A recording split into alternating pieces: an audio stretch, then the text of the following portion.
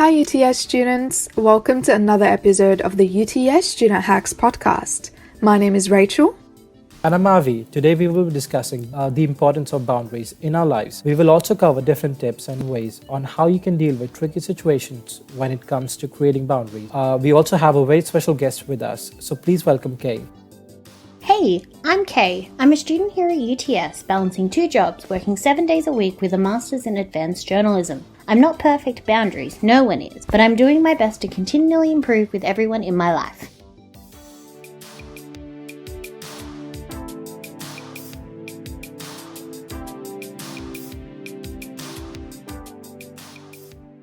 You may have gone, what? When hearing today's topic, but believe me when I tell you that it's super relevant to us, as students, as family members, as people.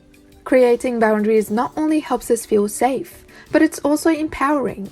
The fact that we have control over where we want to draw the line and when we want to.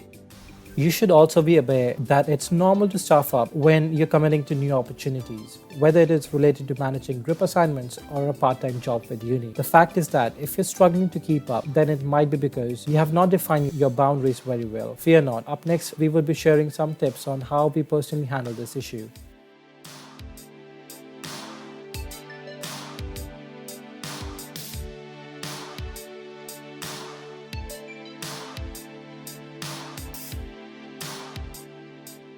First of all, it's really important to consider what your boundaries are. They are different and vary from one person to another. Sometimes you're able to set boundaries in advance, like when you're invited out on a day when you have an exam due. You can let the party know that you're unable to make it. Other times, you might not know you have a certain boundary unless you're tested. For example, when a friend posts a photo of you on Facebook and tags your location, you now realize that you're uncomfortable with it. Each day is different, and that changes us and the boundaries we choose to set. For instance, I don't consider hugging my friends okay in this period of time, but when the pandemic is over, I might go back to feeling okay about it. These are all valid, and we need to be able to adjust how we relate to other people as their boundaries change too. But once you figure out what your boundaries are, how do you maintain them?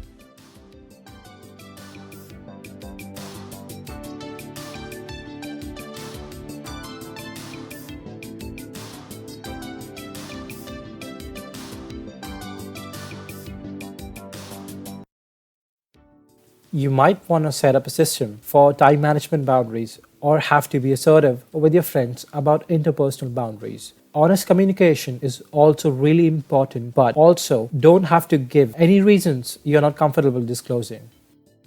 It's important to have a conversation about boundaries with everyone that you spend an engaged period of time with, including co-workers, group members, partners, family and friends. Boundaries change from person to person, and it's never safe to just assume that everyone has the same boundaries.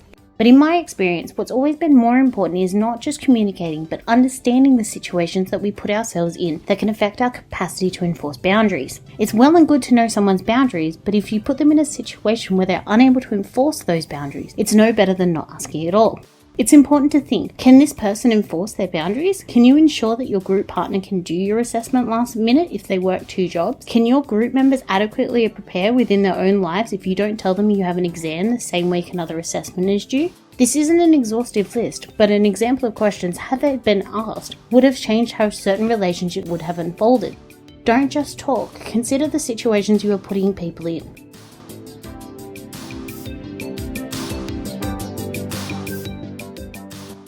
I like keeping a mental note of how much time I need to dedicate to any set of activities, which may include studying for exams, assignments, going out with friends, or part-time work. In a way, allocating well-defined time slots for different tasks enable me to be in control of every situation, though sometimes it does get difficult to work out things even if you have the discipline or self-defined limits, and that's fine, since as per the circumstances, we can always adapt. For example, if you know that you're going to be late for a group meeting, then you should always let your group know about this. Clear communication is the key to avoid uncomfortable situations where you might accidentally overstep someone's boundary.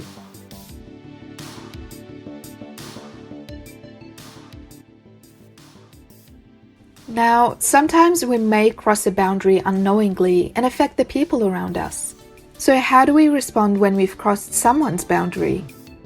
That is the trickiest bit, I reckon, because sometimes we all make mistakes unknowingly, which also means that we may find ourselves in a tight spot where we have overstepped someone's boundaries. The consequences comes after your self-realization, which might range from mild irritation to permanent damage to your relationship. That is why it is vital about how you contain yourself in such a situation and respond when you find out you have overstepped, since it will affect the impact of damage done on your ongoing relationship.